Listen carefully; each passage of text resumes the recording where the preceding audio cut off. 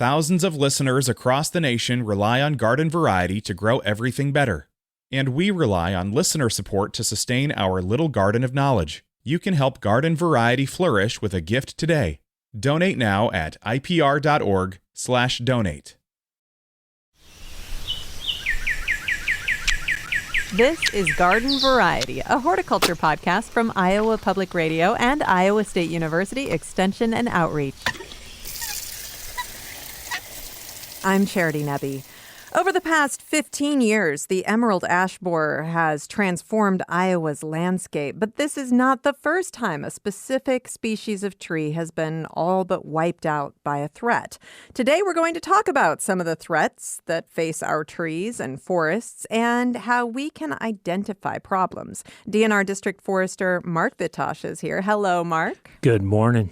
Good to have you here. And this is not a particularly uplifting topic. There are a lot of threats that face our trees, and we've seen it in the past as well. I mean, for people who don't remember, Dutch elm disease really dramatically changed the landscape, right?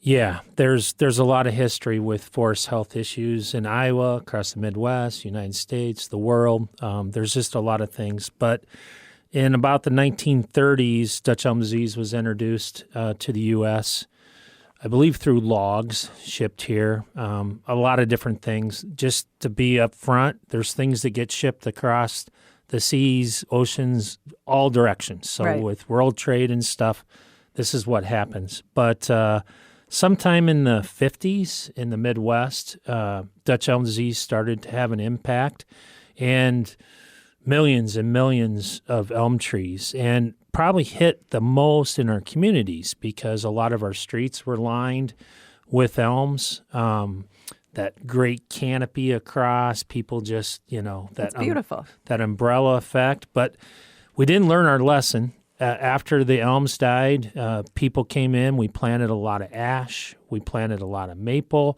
So these things kind of keep going. But it had an impact on our forests. The interesting thing is with Dutch elm disease, people will say, well, is that still here? Do we still have elm trees? Well, believe it or not, we still have elm trees. It's one of those things that there could be some natural tolerance, some natural resistance.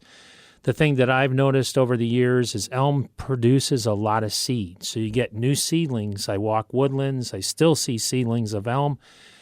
They might get 6 to 8 inches in diameter, and then maybe they get Dutch elm disease. I still see big elms, 20, 30 inches in diameter, that are either really lucky or have some natural tolerance or natural resistance.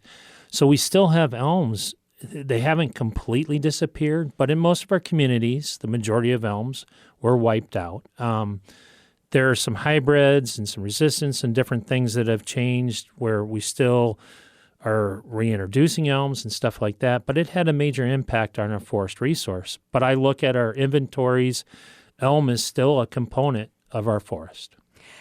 Let's talk about some of the diseases that are more pressing right now. One that we talk about pretty frequently on this show is oak wilt. Right, and that was probably first found in Wisconsin in the 40s. Probably the Midwest again, 50s, 60s, depending on where you look and stuff. The thing about that is the way it moves, though, isn't as aggressive as Dutch elm was. Dutch elm, there was actually we had a native bark beetle that wasn't very aggressive, so the disease didn't move as rapidly. But then European elm bark beetle was introduced, and that kind of moved it really quick. With oak wilt, there's a couple different ways it moves. It can move above ground. There's a beetle that can carry it from diseased trees to healthy trees, but you have to have an open wound. So you have to have storm events, or people have to prune at the wrong time and introduce that. So, and then it can move through root grafts, but it's just not as aggressive, but it's there. And if we have diversity in our stands, we may lose a pocket of 7 to 8 oaks. But if we have a hickory, a cherry, or something, which we often have a mix of trees, then it doesn't make it as devastating. Same thing with elm and other species. Now that we've lost ash, we're losing ash, we do have some very diverse forests in Iowa. So we lose these things, but often there's still things there currently. Hopefully that continues, that diversity helps. But yes, oak wilt continues to have a significant impact on how we manage our resource. But it's a key species that we continue to try to regenerate, but we have to look at how do we diversify and stuff to maybe reduce the impacts if we lose those trees. Well, and there are other challenges to oak trees as well. Yes, there's environmental stresses. There's all kinds of different stresses, and with all trees, there's stresses. I mean, you throw wind events, the derecho. We lost 57,000 acres of woodland forest, woodlands in Iowa due to the derecho. 57,000 acres. In our communities, it was estimated we lost over 4.4 million trees. We also have to remember, we talk about rural forests, but our community is a forest too. It's more individual, but as one, it's also a forest. So that resource there is just as important as that resource out in rural areas. But we lost thousands and thousands of trees and acres. We probably lost 32,000 acres of canopy in our urban areas due to the derecho. In Greenfield in 2024, they had a big tornado, and in that region, that caused impacts to those communities, but also to the forest resource. So there's all kinds of different factors that impact the resource. And drought. Let's throw drought. Right. Let's throw the floods we had over the Missouri River area the last couple years. 2008 floods. I'll go back to 1993 floods. The thing with drought and those things too, and floods, they have an impact initially, maybe damage, but those things stress plants, and then we may not see the total impacts of the influence of those conditions for maybe 3 to 5 years after. So we may have a big drought, but we may still see decline or problems to trees because of that drought 3 or 4 years after the fact. And of course, we know that with climate change, these extreme weather events have become more common. We're going to be seeing more in the coming years as well. Right. So let's talk about, I mentioned the emerald ash borer. We've got other invasive species that are threatening trees, the Asian longhorn beetle, spotted lanternfly.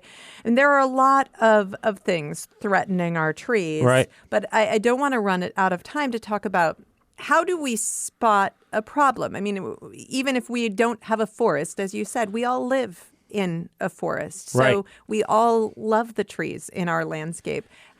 How do you spot problems? Well, I have to throw one more in there. Okay. Spongy moth, which used to be called gypsy moth. I forgot to put that on your list. I thought of that tonight or this morning.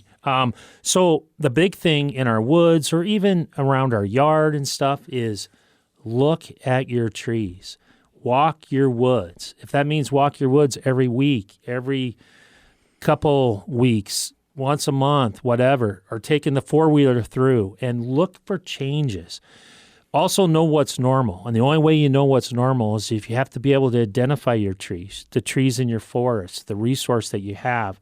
Because when people call me and say, hey, I have a tree problem, the first question I ask is, what kind of tree is it? What kind of shrub is it? I have to know what that is. So the more time we can spend in our woods and look for leaves changing in July or coming out in June and notice there's no leaves on this group of trees, or this or that. The sooner we can identify it, we may not have a treatment, but the sooner we can identify it, we can see what it is, try to determine what it is, and figure out if there's activities that we can do. The other thing that we need to do is just promote diversity. The more diversity we can promote, the better. But if we see something if we see something that's different, we need to evaluate the symptoms and signs. The symptoms are basically the physiological response of that plant.